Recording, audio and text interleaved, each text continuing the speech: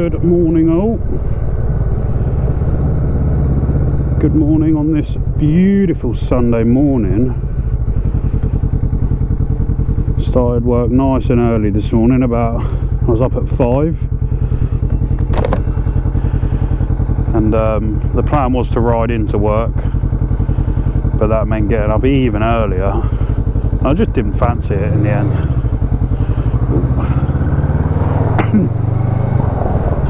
So I thought, no, I'll go and do my work in the morning, get it done as quick as possible so I can squeeze a little ride in. And so I'm just going to go grab some fuel now. Still got to scrub this tyre in a bit. I haven't done any miles on it yet, so I need to get it scrubbed in. And then just a little poodle about, nothing too extravagant. And then I know I'm going to go to Dale's. Probably just sit and perv over our bikes for a bit.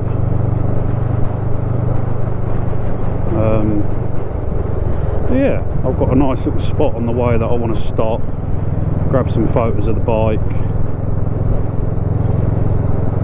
It's a really nice little like overlook over these kind of, I don't know what you would call them, valleys maybe. They're not that kind of deep, you know, they're not like the Welsh valleys. But it's a really nice view. It's quite a popular spot.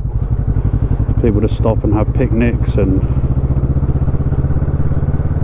things like that. So we'll head there, have a little slurp on a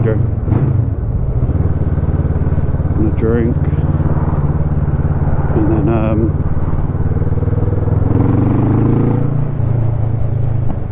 yeah, just chill out for a bit and then go to Dale's. Got a little route put in the Kalimoto. It's fritzing out a bit at the moment because I need to go and get fuel. But yeah, one thing I've noticed about these posting these vlogs is how fucking monotone I am. And also I need to stop swearing so much because I know YouTube flags it within like the first 10 minutes or something of a video. So you're spending like even more time going through beeping it out. So yeah, I need to stop swearing. I do have a bit of a potty mouth, to be fair. It's part of my natural vocabulary to swear.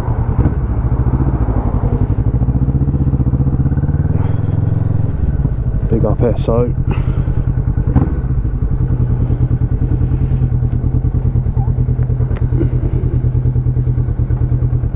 Alright, I'll bring you back after. Alright, fuel got 13 quid for a fuel tank, if you wanted to know. In these, what we're looking at, 159.9, and I get roughly, depending on how I'm riding and how much I'm leaning the bike, because that obviously determines how much fuel is in the tank. That's a joke, by the way.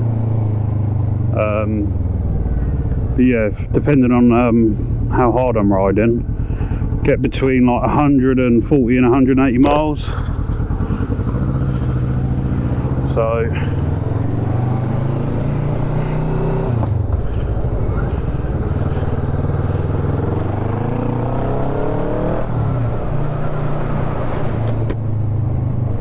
it's a warm day. It's probably about 15 degrees at the moment, but it definitely feels warmer in the sun.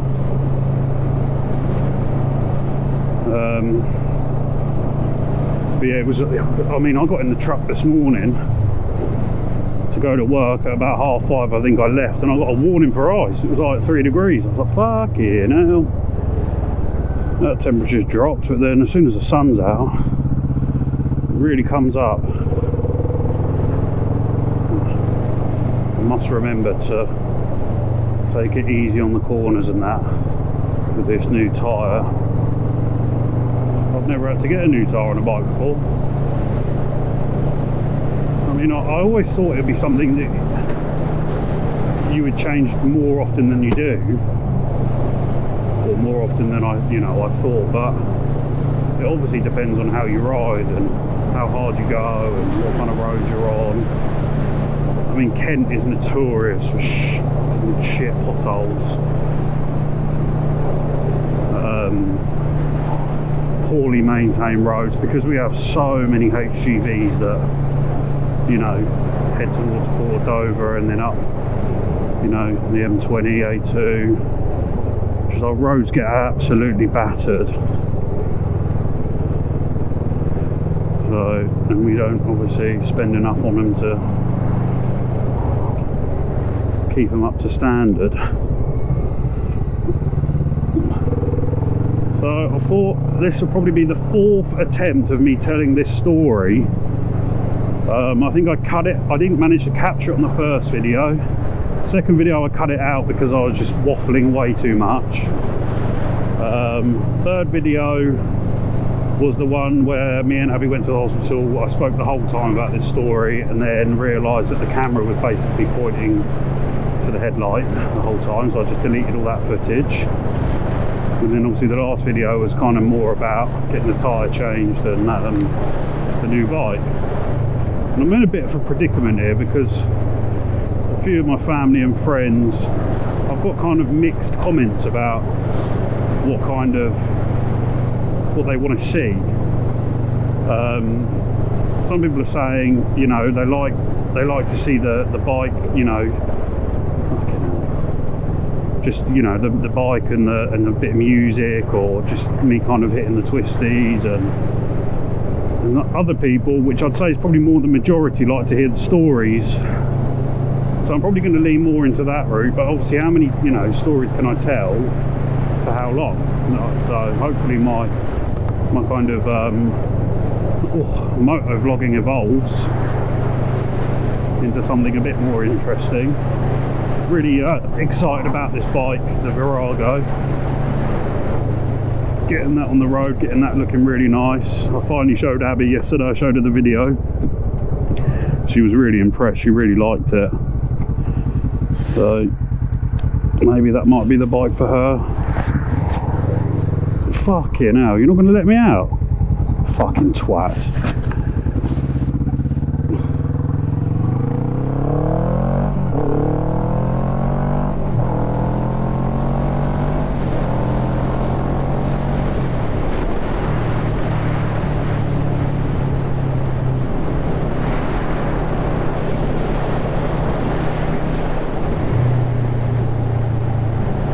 So yeah, so back to the story I was going to tell. So basically, where did my passion for bikes come from? I don't know how good this part's going to be, because obviously I'm moving at some speed, so there is going to be a bit of wind noise. But yeah, so my dad had a bike. He had a Honda VFR, I want to say 800. I'll find a picture of it. Really nice bike, red. And this was like mid 2000s, so I was probably about between 8 and 10 years old. And I have no idea where his kind of passion came from. I wouldn't call it a passion, it was more of an interest. If I could guess, I know my granddad, he was an avid collector of just vehicles in general. He had about 6 Porsches. He had a few bikes. His name was Vincent, and I never knew this, but there's a bike brand or manufacturer called Vincent, which apparently are very prestigious bikes, very old, you know, very classic. And apparently that's what he had. He had one of them, so maybe that's where my dad's interest peaked. But I'm not 100% sure. Maybe I should ask him. But to be honest, if you're watching this video, probably sat opposite me in the office, so he can tell me then. So he had a Honda VFR. I think also his interest probably came from his friend Nick, who was the guy who actually helped me pick up the Virago. He's a massive bike enthusiast, travels the country, travels Europe to, you know, follow the MotoGP and things like that. So he's got about 10 bikes, he told me. He's a Ducati mad guy, stunning bike. He's got 916. But he's got a Street Fighter, he's got a Multistrada, he's got a few, you know, like he's got a Gixxer. So, and he worked with my dad on the road, so maybe that was where that came from as well. Maybe he used to ride into work, and so my dad just decided one day to do his, obviously get his license. So I remember a few years before he had this old bike. So my granddad used to have land, so where he used to rear horses, race horses. And I vaguely remember my dad buying this bike from a traveller that had no brakes, and it was purely just for my dad to learn like slow manoeuvres and things like that around the land. And I want to say it was a Honda, but I might be completely wrong.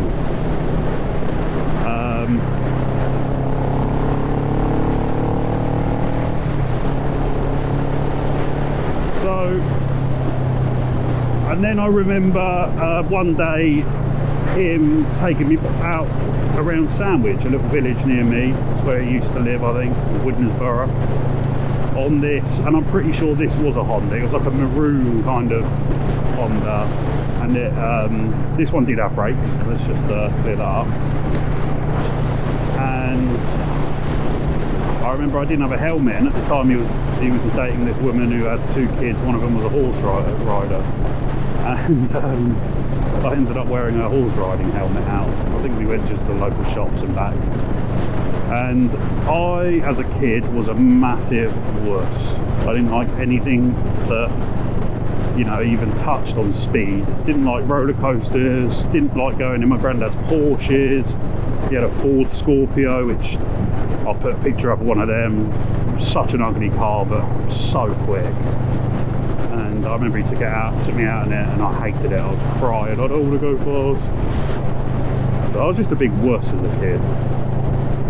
So I was never really interested in my dad's bikes. I like the look of cars, I like the look of bikes, things like that, but I wasn't interested in, you know, getting on them and riding them. So yeah, he had this VFR. Got a few funny stories about him owning that, which I'll go into in a bit. And leading on, I remember I was at the land. We called it the land, it was the horse yard, as it were. And I was bored. I remember it was Easter Sunday. I was going, oh, I'm bored, like there's nothing to do. And looking back at it now, I was such a lucky kid to have all that land and things to do there, and obviously we had to sell it when my granddad passed, and it's my dream to get it back. It's a lovely bit of land. And I remember my stepmom at the time saying, like, you're not going to be bored soon, like, shut your mouth, basically. And I was thinking, what the hell is she on about? Next thing I know, this little engine fire up, my dad comes around the corner with a little like a little mini moto. I remember it was blue with silver flames, and I called it Frankie for some reason, I don't know why. And I loved it. It was super cool. I love riding around the land on it whenever I could. But my dad was always one of these guys that pushed me to, you know, kind of grow up in a sense. I think he'd admit it. He much preferred me as a young adult than he did as a kid. You know, he wanted to do things with me. He wanted to, you know, take me to football and go on bike rides and things like that. So I remember at the ripe old age of probably about 7 or 8, I'm on this mini motor. He said, like, go and ride it up the road. And obviously this road's like a kind of a private road. Obviously it's not private as in you can't go down it, but it's very quiet. I remember there was a big steep hill as you came out of the land, and at the top it was like a dead end. It was an orchard, but there was a house. And I was riding my bike up and down this hill, like, you know, giving it the beans. And this guy came out, probably in his like mid-30s, lost it with me. What are you doing? You know, my wife's pregnant, she's trying to sleep. This is like mid of the day. And, you know, it scared the shit out of me. Like, I was just, you know, I wasn't a very confident kid, and I didn't like it, you know, and it kind of just threw me off the idea of riding the bike, and I just lost all confidence. And then and I never really rode it after that. So yeah, and then my dad had this Honda VFR, and one story, I don't think he ever went over 80 on it for a start. My dad's like me, he's not a speed demon, you know, and these bikes were very popular. Well, that style of bike was very popular at that time, mid-2000s, you know, sports bikes, sports tourers, you know, not like it is now with the adventure bikes and things like that. And I think my dad just kind of got what he thought looked nice, and it wasn't designed for him. He's 6'4", tall guy, bent over on this fucking, you know, over his wrists, big powerful bike. It just wasn't designed for him. And I remember him and my stepmum, they rode it to, I think it was the War and Peace show. I'm not sure where it is, but it's a good, you know, a few miles away, isn't too far. It's in Kent. And they, you know, parted up, went out for a nice day, came back, keys are hanging on the brake lever. Left his keys in the bike. Luckily, you know, a nice NPC took the keys out of the bike and hung them up. So there was his one failure that day. So then he, you know, gets on the bike, goes to turn it on, won't start. And I can't remember if he definitely didn't buy it brand new, but it wasn't old at all. Like, it was probably a year or two old. So theoretically, there shouldn't be anything wrong. And he's trying to start, can't get it to start. And he calls his friend Nick up, the guy I mentioned earlier, and said, you know, I can't get my bike started. And Nick said, sorry mate, I can't get out there today. You'll have to leave it and I'll have to go tomorrow. So obviously this bike just sat in this field overnight in the car park. So Nick gets there the next day, jumps on it, fiddles about, fires up straight away, and proceeds to let my dad know that my dad was trying to start it in gear with the kickstand down. So that kind of just sums it up really. My dad, I don't think, was the most confident biker. He loved bikes, or he loves the look of them, you know, he loves the idea of just being free and riding, but I think the whole idea of putting gear on and, you know, going for a day out and having your gear with you and all that. So yeah, so I think since then, me getting back on my bike and showing him what kind of other bikes there are out there, GS's, you know, Tigers, that you can, you know, get boxes and leave your gear in the boxes and start driving a car basically, but with the wind in your face. And I'm kind of thinking I might have swayed his idea, and hopefully I think in the near future, or he would potentially buy a bike and we could do a nice trip together, or with a group of guys, to Italy. He loves Italy. I'd love to go back. So yeah, so then how I got into bikes, obviously I had that kind of influence as a youngster.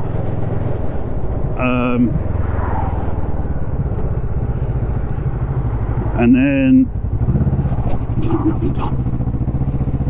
so yeah, I had that influence. Move the fuck over. God. People think they drive tanks. I love this little wooded area. It's literally what I've just come through here. So I remember turning 16 and I thought, you know, what do most boys want when they're 16? And that's, you know, a ped. And I didn't just want a ped. I wanted, you know, something a bit cooler than that. So I remember searching for ages. I wanted like a motorcycle looking 50cc. So I came across the Gilera DNA 50, and that says it all. So I looked on Facebook, and my dad said, you know, if you find one, we'll go get it. You know, basically go and do your CBT, and we'll go get it. So I found one. I think it was on Facebook Marketplace or whatever it was at the time. I cannot remember for the life of me how much it was, but I remember, I think it was like North London or Watford way. It was a bit of a drive. Hold on, I'm just sorting out my visor. Yeah, so it was like North London, and we drove up there, and I remember on the way, one of my colleagues, her husband, who's been a biker, you know, all of his life, sent me another one and said, you know, it might be worth having a look at this one as well. It was like, I think it was like West London, and me being 16 and a bit brash, like I kind of had my heart set on this, you know, the one that it was, because I just thought, oh, if I start changing my mind, or it might not happen. So we get to this this address, and it's a little bit rough, just a little bit. And my dad said, you know, you should really go and take it for a little test ride around the corner, you know, just to see if you like it. So I did, and I didn't even test ride it. I just rode it and enjoyed it. You know, it was the first time being out on my own, like apart from being on a CBT. And I didn't take anything in. I didn't really pay attention to the bike at all. I just enjoyed this little ride. So I said, yeah, we'll take it. Loaded it in the back of Dad's van and drove it down. And there was something like tinkering in the back of my mind as to what I thought I might have noticed on my little test ride, but I just kind of wanted to forget about it. So, oh, definitely be cutting that out.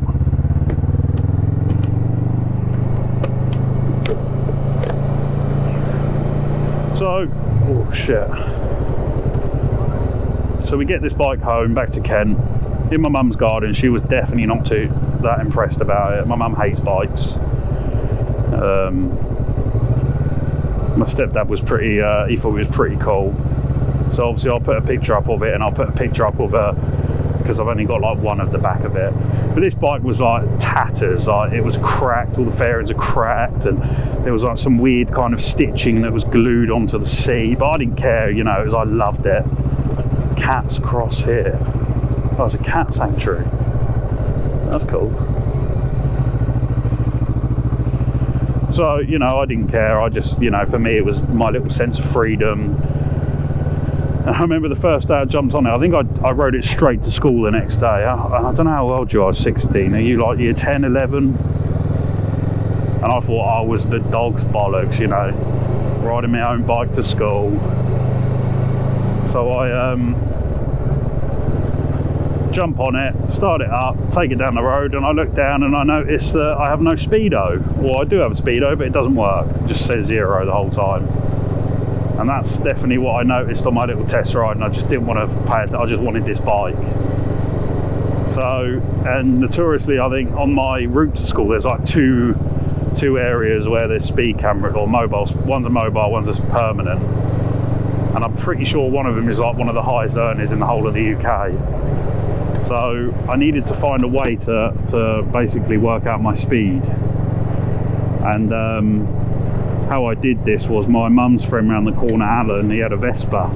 And obviously because my bike was only had one gear, we used to ride down next to each other down the Reams Way, and he would tell me, like, he'd put his hand up and say 10 miles an hour, and then I'd look down at my revs and I'd see I'm doing like 2,000 revs. So 2,000 revs meant 10 miles an hour, and then 20, 30, 40. Because this bike did about 40, 45 with me on it, and I'm a big guy, so I think it would have gone a bit quicker with a little Slim Jim. I don't know where I am.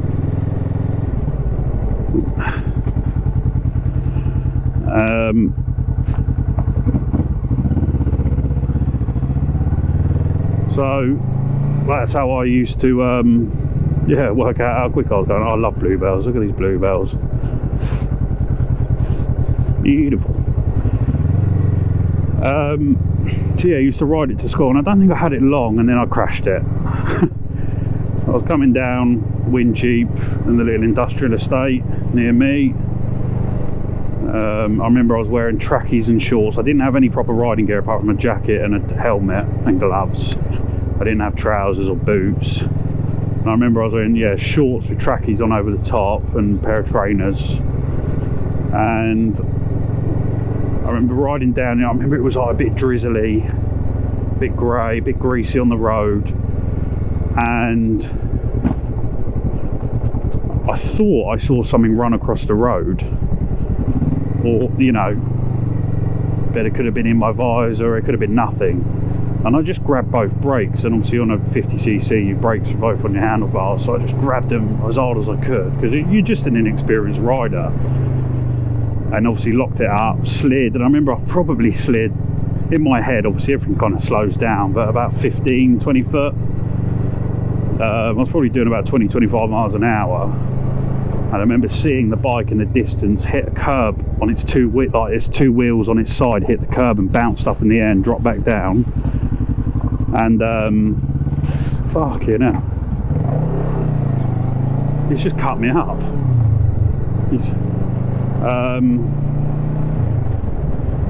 So yeah, bounced up, hit the ground. I remember, obviously I got up and no one really bothered. They weren't that arsed. I remember one woman asked me if I was okay and I just said, yeah, I'm fine. Obviously you're just a bit shaken up and a bit embarrassed, I think, at the time. So yeah, I'm fine, you know. And she left me and I stood the bike up and called my dad. And I remember he was at work and I said, Dad, I've come off my bike, I've crashed. He went, oh, you know, you're right, yeah. He said, well, there's nothing I can do about it. Oh, brilliant, cheers mate. So I called my now wife, and she claims to this day that she knew immediately. She had a feeling. She was basically expecting the phone call, so she was all distraught, you know, you okay? And now she, you know, she's a nurse now, so she's probably overthinking it, thinking, oh.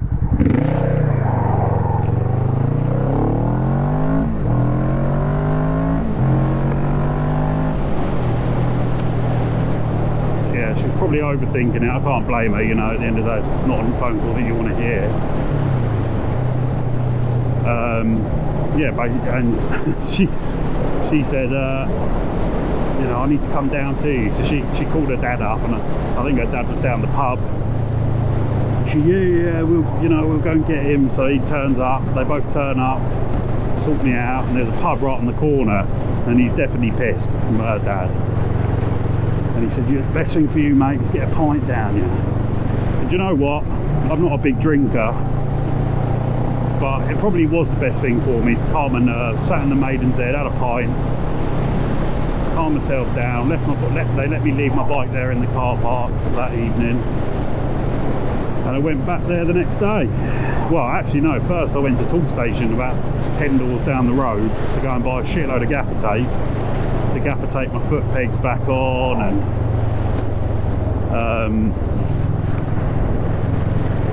and yeah, and then that bike didn't last much longer, to be honest. It was a bit of a mess. My granddad did try and rebuild it. How'd you get in it? My granddad did try and rebuild it, but it was too kind of complicated. It was a very weird kind of system. And another funny story about this bike is it was the most stolen motorcycle in the UK at one point for 1 year. Oh, hello.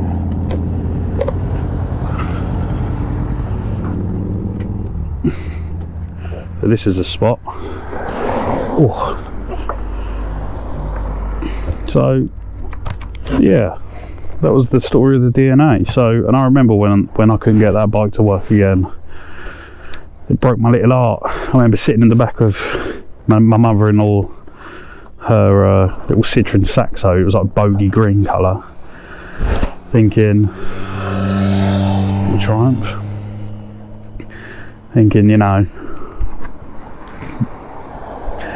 how kind of like my sense of freedom had just been snatched away from me. Not that I went very far on it. I used to ride to school and back, and you know, here, there and everywhere, like around Canterbury.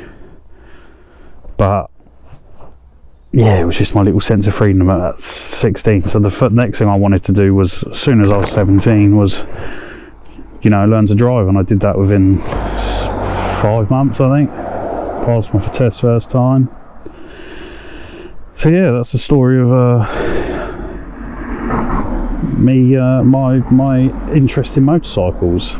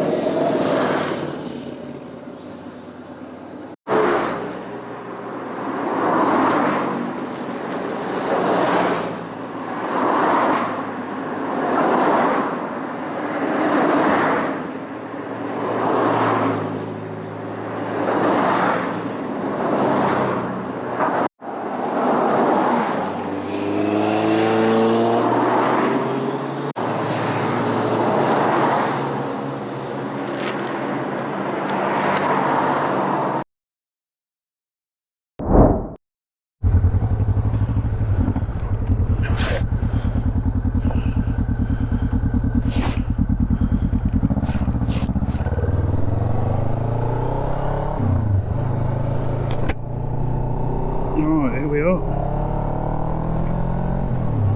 Back on the road, off the Dales.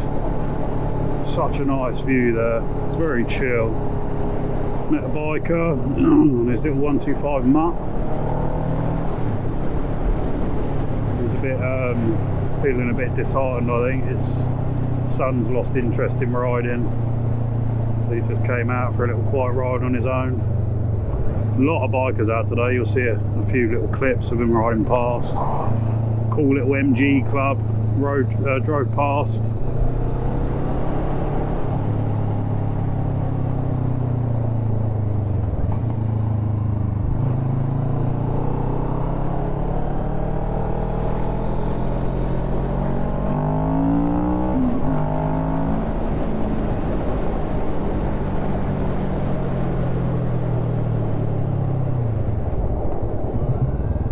Across here.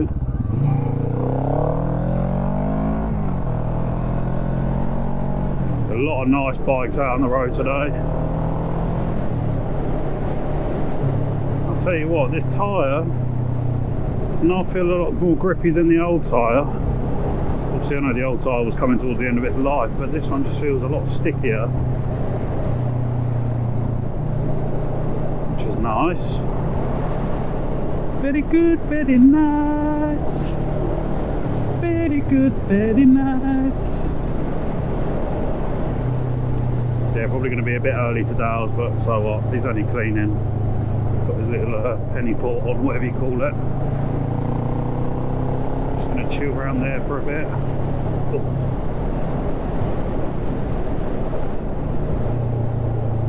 Cup of tea, a bit of chatting. We talk about an upcoming trip.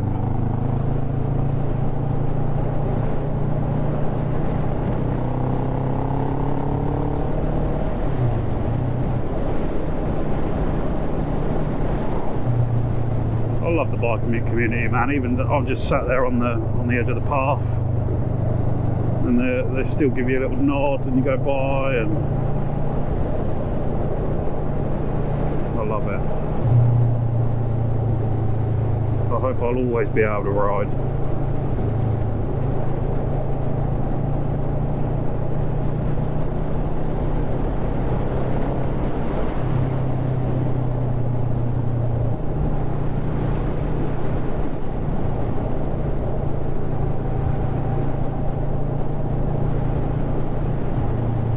We're in Sellinge.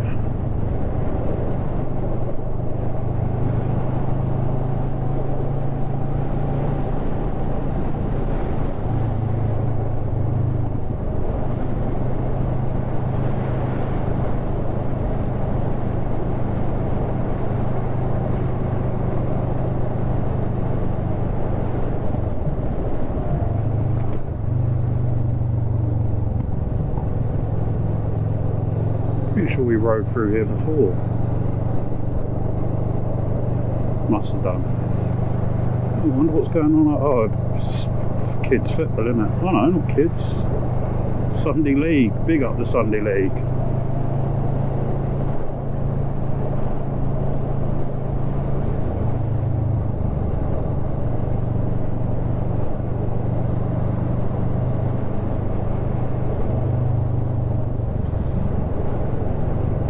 Around here.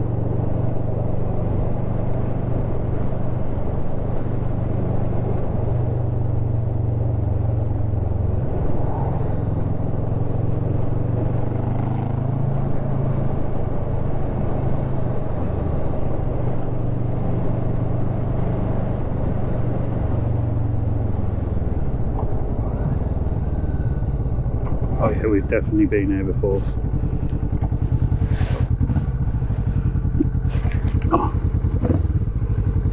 Is he gonna? Yeah, he's paying attention.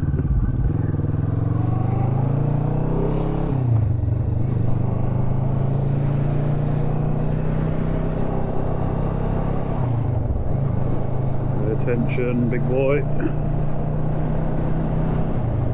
A lot of Sunday drivers about. Yeah, I don't know if I'll keep it in the video, but back before I got to that little resting stop, there was I was at a T-junction. Quite a bit of gravel, in the middle of the road. So I took it quite wide. I came out wide and then pulled the right. Next thing I know, car behind me's just cut me off, come up on my inside, and you know, people are just fucking idiots. Like, they're just always in a rush. And I remember when I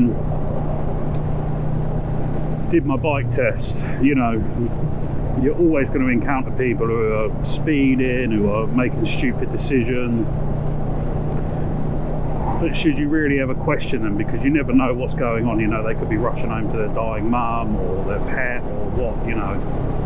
So it's like, you know, focus on your own kind of, your own riding and driving, and kind of, you got to, you know, react to their kind of mistakes. And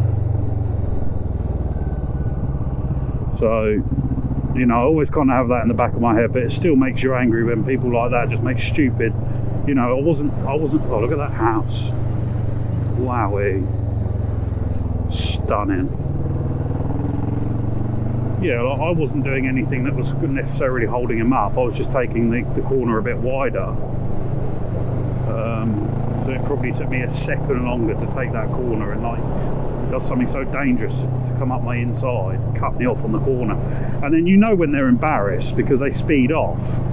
And it's just like, you know, apologise and learn from it. There's so many fucking idiots out on the road, like.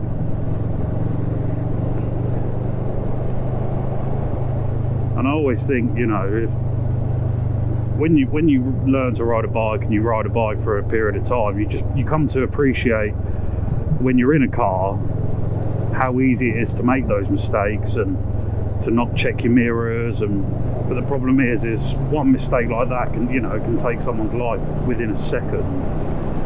So you just got to slow down and take in your surroundings. Nice Porsche. I think that was what one of my ones granddad had, but in blue, like a baby blue colour. Oh, big pothole there. Luckily I stood up.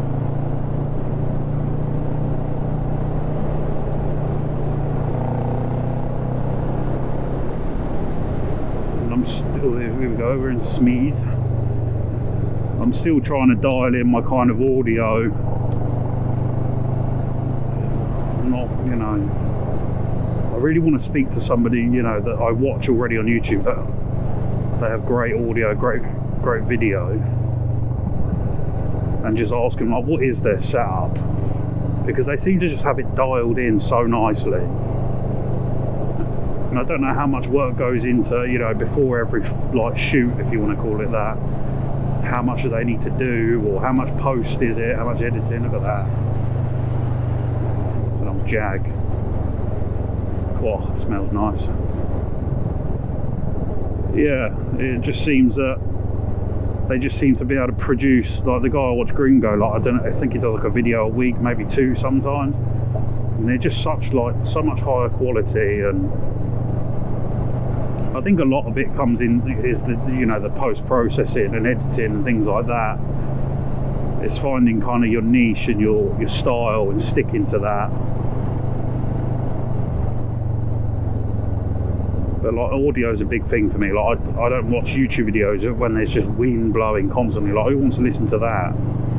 And I was just trying to watch his videos and take notes, and I realised like he does a lot of jump cuts, and you know, he doesn't do long periods of just riding. And I mean, he has quite a hectic kind of riding style, in the sense that like he's always doing something or with someone. He's riding through London, cutting in and out of traffic. You know, my kind of riding style is more just like long sweeping country roads.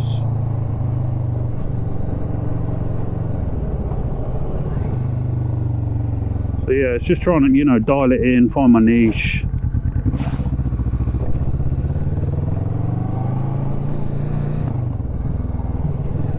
But it's hard. Obviously I get it, it's a learning process, you know, uploading to YouTube. You can't just get it right overnight.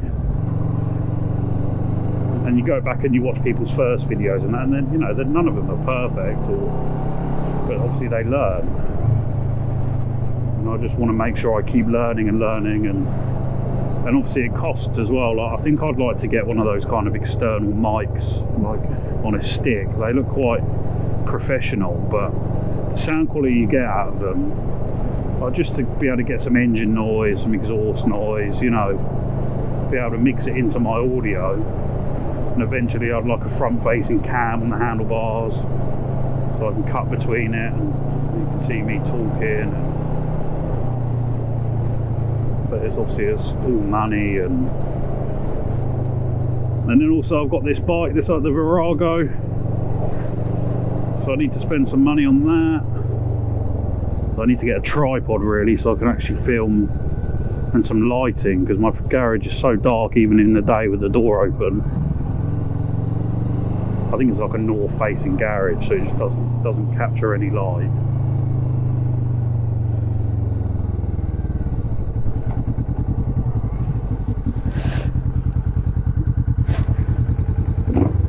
Bit of a ropey junction, this. Car behind me.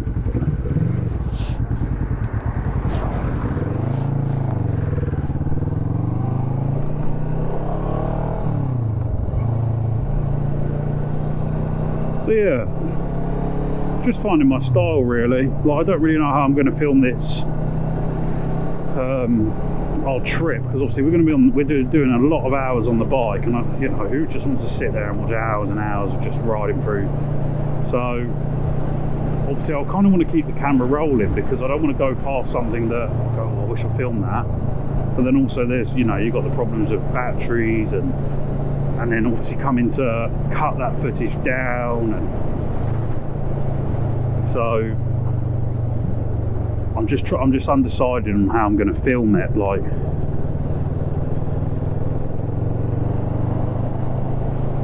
also think I want to check my chain when I get to.